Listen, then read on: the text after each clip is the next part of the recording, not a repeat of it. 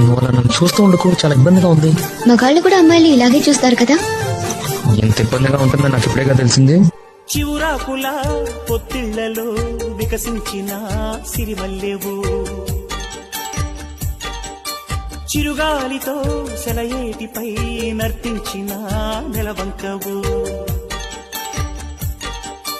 నవ్వేమో నాజుకు నడుమేమో పూరేకు నీ అందమే మందునే, పలుకేమో రాచులక నడకేమో రాయంస ఒళ్ళంత వయ్యారమే, నీ నామాన్నే శృంగార భేదంగా భావించి జపిస్తున్నానే చెలి, నీ పాదాలే నా ప్రేమ సౌధాలుగా ఎంచి పూజించనా నెచ్చెలి.